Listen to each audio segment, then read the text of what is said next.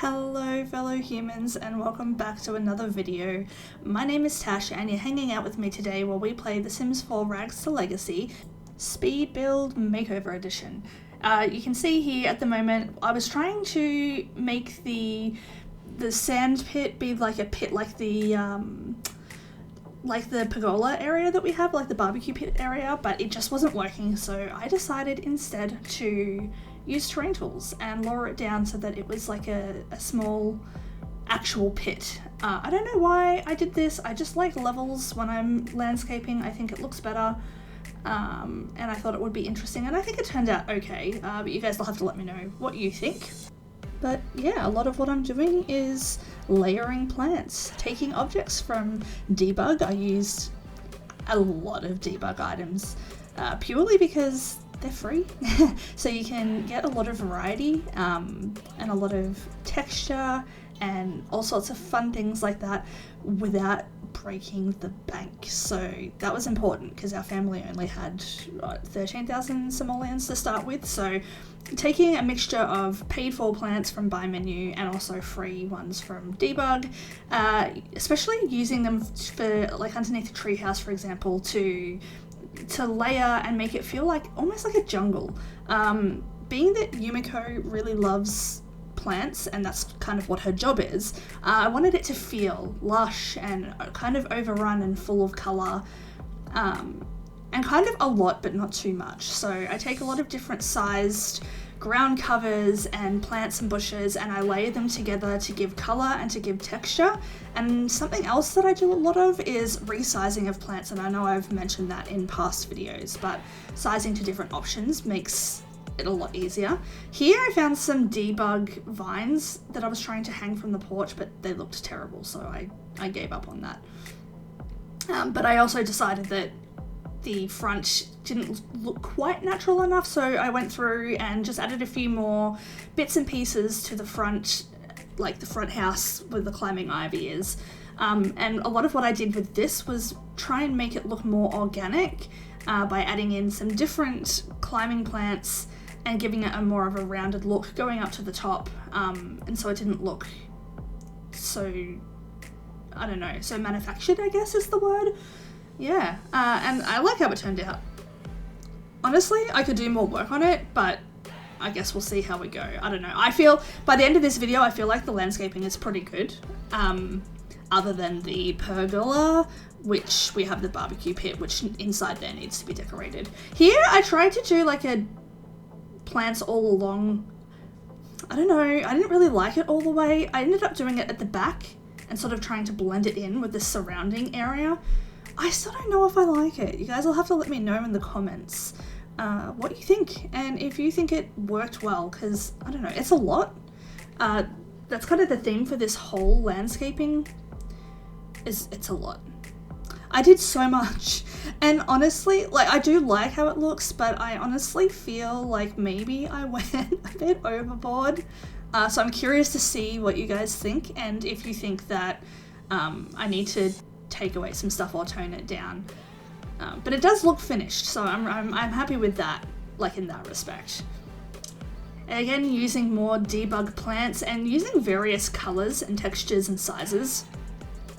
To me, that makes me feel like it has like more of a wild, overgrown and full look, especially because some debug plants aren't as, the quality of them isn't as high as what you would get with your build buy stuff. So sometimes, you know, the pixels don't look as good, or they don't look as 3D or whatever. So layering them with real plants allows you to get that full and lush feeling, but without spending all of your money on buy mode plants. I also wanted to add some colour in, but not too much. So I think I've gone with a touch of pink, but a lot of purples. There's a purple like fern kind of plant there that I've used throughout the whole build, which I really love, and it just adds a bit of exotic colour, but without being too much, and I really love how that turned out. So hopefully you guys like it too. One of the biggest things that I tried to do in this garden was have a lot of like little areas filled with plants so that kind of everywhere was connected by the path that I've done using the terrain tools. Using the terrain paint, but kind of the plants separated the yard intersection. So you've got your washing area, you've got your play area for the kids, you've got your cubby area, you've got your area where the fire pit is, where you barbecue and all of that sort of thing. So there's just a bunch of different little areas that are kind of all joined by the paths but separated by the plants. I did end up spending a lot of time putting hedges all around the fence. I don't know if I really like how it looked. I wanted to sort of disguise the hedges coming through the fence, and that's why I put it on both sides. Added some dirt and stuff to make it look natural. Yeah, I don't know. I don't know how I feel about it. It's alright, I guess. It might be a bit much. That's kind of what I was thinking. And coming up in a second too, I also put little plants underneath the entire row of hedges that I'm using as a fence to surround the barbecue pit, just because the quality of them, I don't know, it looked kind of funny, but adding in some plants just made it feel like a part of the ground. So that's another trick that I often use to make everything feel a bit more integrated. Using a lot of ground covers to sort of add a bit of texture to the grass, and add a defined area for where I'm placing plants. And I think it turned out really pretty. And like I said earlier, using a variety of different ground covers together adds texture and fullness. So I do like how a lot of those areas turned out. And I found out another one in debug later on that I ended up putting sort of where I put a lot of the ground covers, just because it had a darker color. And here it is, this one here, yeah. And it's so pretty, and it just adds a good amount of texture and color to the area. I spent ages trying to put vines off everything. I want to hang them off the balcony, I want to hang them off the barbecue pit. But I don't know, they ended up not fitting right and they looked stupid, so I decided, you know what, I'm not going to do that. This area in particular I had trouble with. I think I didn't want to leave it empty because it looked weird with plants everywhere, but it also felt weird being all filled with plants. So I don't know, this whole renovation, there's a lot of it that I like, and there's a lot of it that I'm like, maybe I went overboard. Maybe that's too much, you know? So I'm really keen to hear your opinions. A lot of it's debug too, but we could take some away if you guys think it's too much. I really wanted it to feel like a well-established garden though, so that was sort of the feel that I was going for. Well-established, full, like it had been tended to, things were put there with purpose, you know, something that Yumiko really cultivated. I was also trying to figure out how to make the greenery work with the slide, but I didn't want to move the treehouse because I'd already put a bunch of stuff down it, and I also thought it was in the perfect place too, so I didn't want to mess with that. But the way the slide was sort of tilting towards the fence made it a little bit difficult. But I think it worked out okay in the end, and I ended up just stuffing it chock full of plants. I went debug crazy in this area. And I really like how it looks like this tree has been here forever and, you know, the world has sort of grown around it, but it's here and then you've made something out of it. That was kind of the vibe I was going for, and I think I achieved it, and I really it's probably one of my favorite sections is the treehouse area. I really also like how the play equipment is sort of surrounded by garden, sitting on its own little rock sections, and yeah, and I think it looked really nice. It turned out well. Here, I didn't want to do the whole, because I felt like at this point it was like, I'm just going to end up covering everything that I've painted in green is going to be covered in plants, and that might be, I don't know, what's the word, overkill? So I decided to just sort of do little sections here. I wanted the splash pad thingy, I wanted that to sort of feel like it was in a part of, like it was intentionally in this area sort of thing, and there were plants growing around it, but I don't know if I achieved that. this is the point where I'm like, you know what, I think I've done enough. We're gonna add rocks. Rocks and lighting. No, the lighting comes later, actually. I spent a lot of money on rocks and a lot of money on... That's where like the majority of the budget went, was rocks and lighting. I could have used debug rocks, but I don't know. I couldn't be bothered going through... I just couldn't be bothered going through all of the rocks, resizing them, finding what ones worked, what ones looked good. So I'm like, you know what, I'm just going to do the normal thing. I decided this area here needed a little bit of something, so I'm just sort of integrating that in with the treehouse area, having a little space where you can look through the telescope, making it feel like it's a part of the garden, but then not making myself, not limiting myself to having to do plants sort of around behind the greenhouse and stuff like that. And speaking of the greenhouse, we still need, I don't know, I'm thinking of like redoing it. I don't know. Let me know your thoughts on the greenhouse, because I don't know, I'm just not totally happy with it. Adding in a bunch of terrain paint here. One of the tricks that I like to do is adding dirt underneath plants, because that looks more natural to me. And also like around things like the base of the house and areas where people might walk more, and etc, etc. So I finished that off, and then I moved around to the front of the house to do the landscaping here. I didn't really know what I wanted here. I had a bit of trouble sort of figuring out where I wanted to go. I did find those pink plants in debug though, and I think I go through and add a bunch of those to the backyard just to sort of tie everything in all together. I put a bunch of stuff down by the corner of the fence that here. Yeah.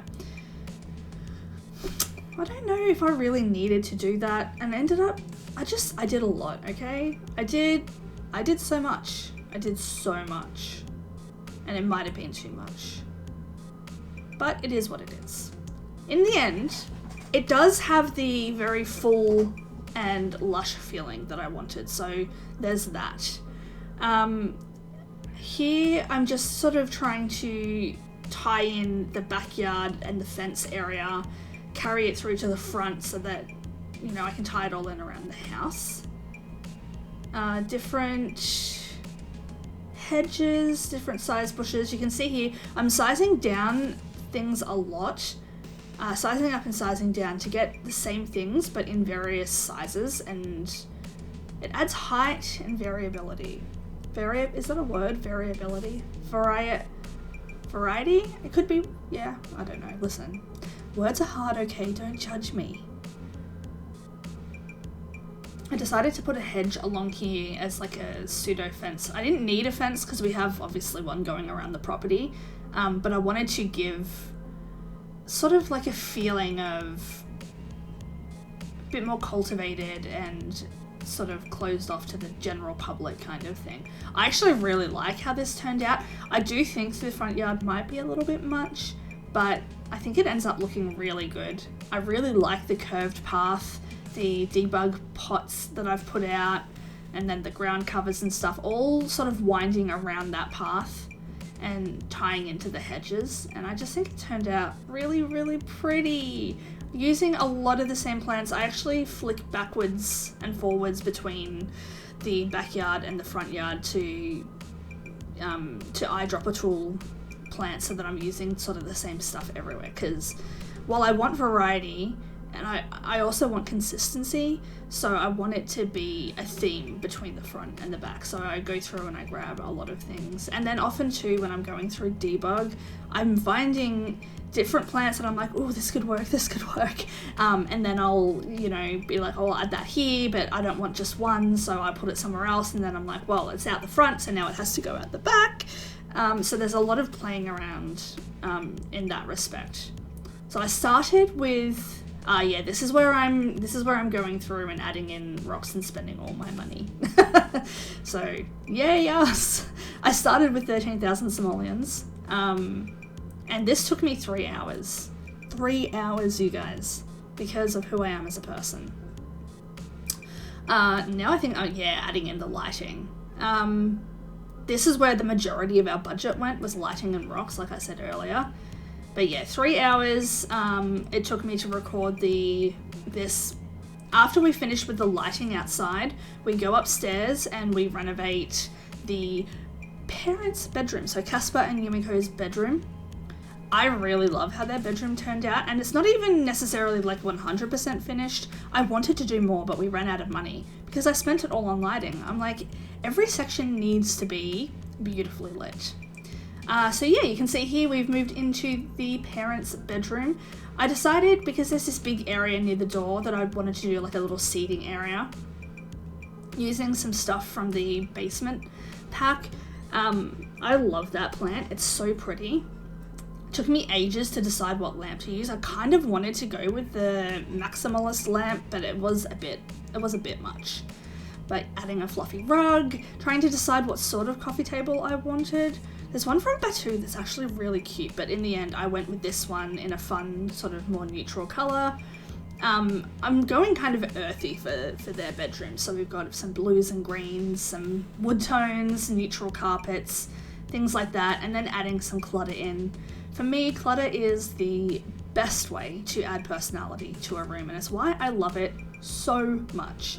Adding in things that are personal to each sim, I think really makes it feel and look lived in. So I'm really keen to record the next episode for you guys and play in a room where it feels like they belong. It's not just empty side tables and a room with a bed in it, nothing else. So Casper's side of the bed, I decided to do a salt lamp, a tea mug, a book, because he's an author. Predictable, I know, but it is what it is.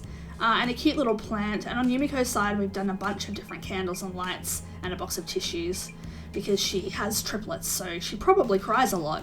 And you know what? That's valid. All of these tones that I chose were to go with the feature wall that I have of wood. The wood paneling, that's from Eco Lifestyle. When I was editing this video though, I did realise I didn't change the wall colour in the rest of the room, so let me know if you guys think that we should change the colour of the walls to a white or something darker, or if we like the neutral brown sort of colour that we have going on, because it totally slipped my mind. We already had a rug underneath the bed, so I just left that there, and same with curtains, we already had that done, so I just left those, you know, as they were. I wanted to add some photos here. I thought either a big painting of something pretty, but nothing really felt appropriate, so I thought maybe a mixture of different things. I used 2 different sets of like portraits and like mixed paintings from 2 different packs, and I think it gave the whole, you'll see in the screenshots at the end, but I think it gave the whole room like a good feel. I also changed out the archway here. I really liked what we had, but it didn't suit the style of the house, so I decided to change it.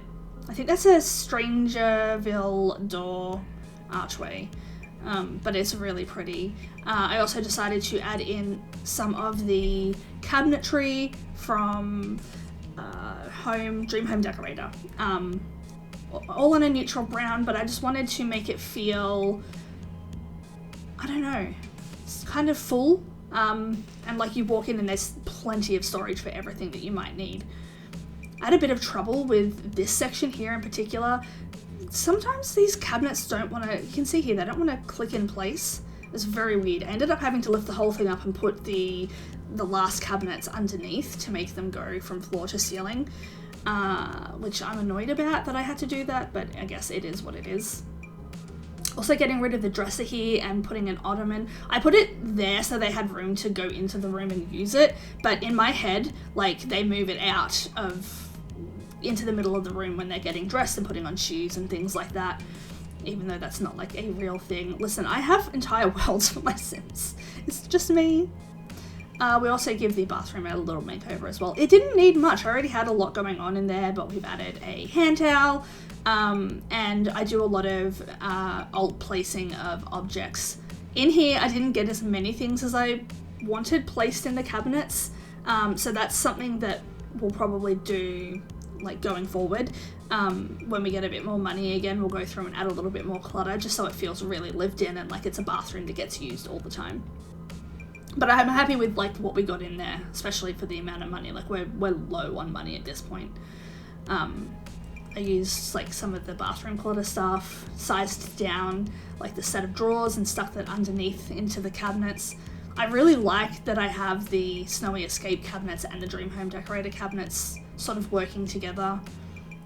The tops look like they belong together, and even though the wood's not exactly the same on the bottom, I just think it gives it a more interesting look. It's not just the same cabinets or whatever, mixing and matching, which rarely works in this game, but it is what it is.